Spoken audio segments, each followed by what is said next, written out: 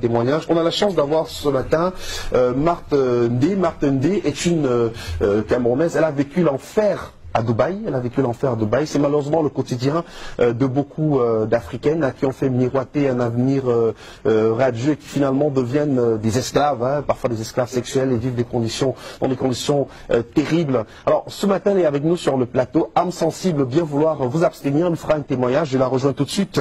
Bonjour Marthe et merci à vous d'avoir accepté l'invitation. Je vous fais la bise. Comment allez-vous? Ça va. Voilà. Alors vous revenez de Dubaï.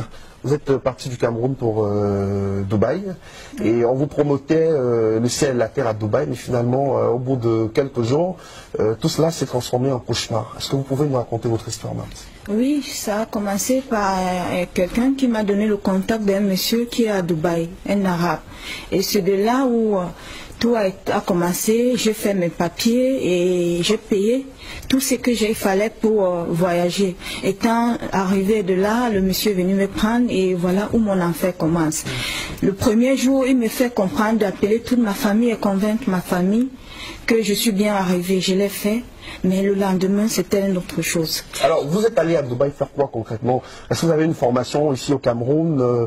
Qu'est-ce qui vous a motivé, vous, à partir à Dubaï? Oui, c'est que je n'avais pas de travail. Et j'ai un niveau bac anglophone et j'ai fait l'hôtellerie. Et après ça, tellement je cherchais de travail, rien. Quand j'ai eu cette occasion, je me suis lancée et je partais là travailler comme secrétaire personnel au monsieur de l'arabe. Bon, arrivé là, étant là-bas, j'ai commencé à travailler pour lui, mais je me suis rendu compte que quand j'ouvrais ses mails, il était en train de dire aux filles de venir travailler pour lui. Mais ce n'était pas ce qu'on faisait. Ce qu'on faisait, c'était qu'il vendait des filles dans des maisons, comme prostituées, comme des esclaves. Surtout moi, j'avais que 2 heures de repos. Toute la journée, je dois travailler, je dois faire tout ce qu'il me demande et abuser de moi sexuellement. Et tout ça, il n'y a pas de repos. Et il y a aussi on te bat, on te fouette avec la ceinture.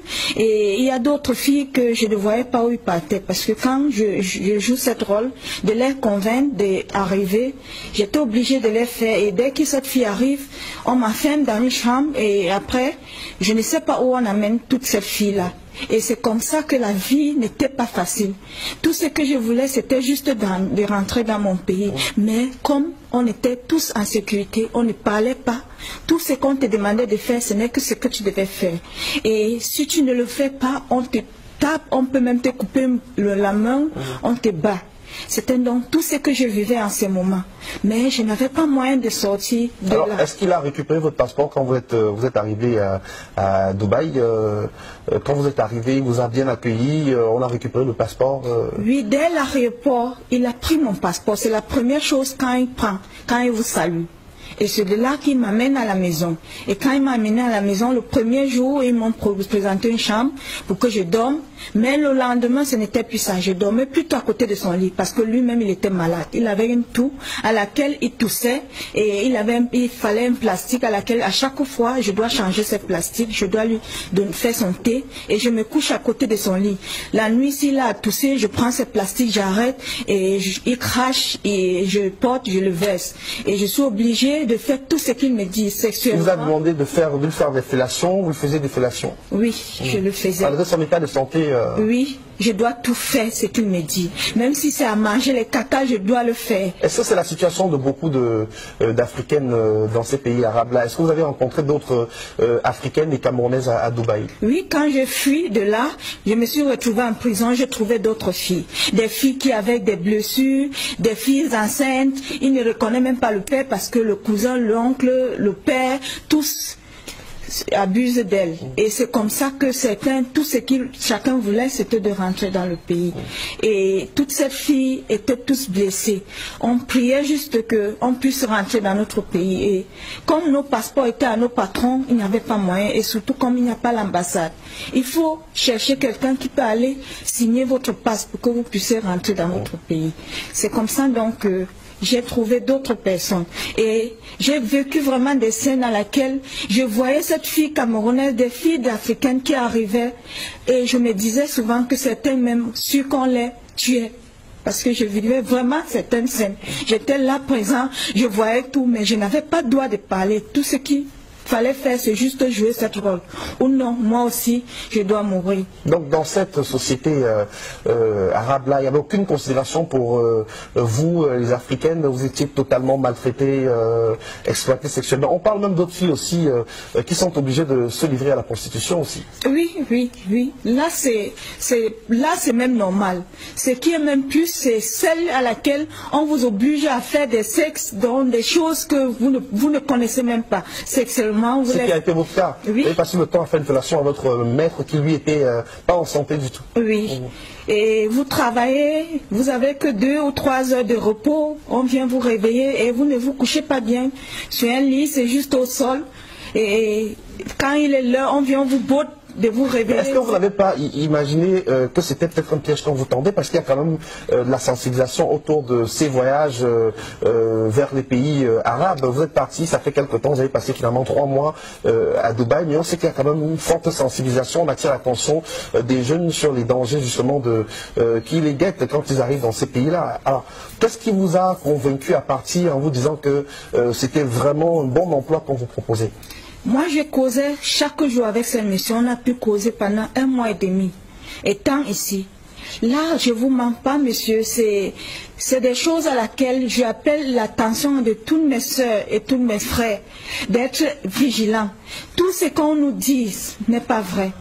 Beaucoup de choses qu'on vous dit, la personne cause avec vous, parce que moi-même, je causais avec certaines des filles. Si elle est anglophone, je la convainc. Si elle est francophone, je la convainc pour qu'elle vienne. Donc, beaucoup de ces personnes, l'image qu'on vous montre n'est pas ce que vous croyez. Mais c'est quand vous êtes sur le terrain que vous vous rendrez compte que ça, ce n'est pas vraiment ce qu'on vous montre. Ils font des belles photos, ils font des belles choses et tout. Moi, j'appelle l'attention de toutes les jeunes filles d'être très vigilantes. Moi, je préfère que si vous avez l'opportunité de fréquenter, rester au pays, je préfère que vous restez. Moi, surtout, j'ai tout perdu. Tout perdu, ce que j'ai investi. Je suis au pays, je n'ai pas de travail. Depuis, j'ai déposé des demandes partout, rien du tout. Je suis là.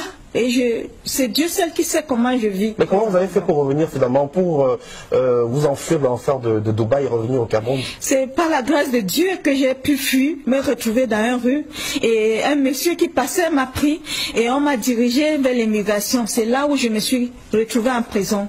La prison était 1000 fois mieux que l'esclavage qu'on vivait de là. Et avec toutes d'autres filles, pas simplement l'africaine, il y a les Philippines, il y a d'autres pays africains, les Éthiopiens qui vivent cet enfer. En prison, on ne vous autorise pas de fumer parce que si j'avais cette opportunité de fumer, je suis sûre qu'une de nos sœurs n'acceptera pas aller dans ce pays. Mais il nous privilège de tout. On vous fouille jusqu'à vos sexes si vous n'avez pas de caméra. C'est comme ça qu'on vit là-bas. Je demande à toutes les gens de bonne volonté s'ils peuvent m'aider, même à avoir juste un travail. Vous avez quel profil? Vous avez un baccalauréat? Oui, un bac NGC Advanced Level. Advanced Level. Et j'ai aussi fait une formation en hôtellerie. Et je remercie le président de m'avoir amené ici et de me donner ce courage d'être là. Et je vous bénis tous et je demande aux jeunes filles d'être très vigilantes.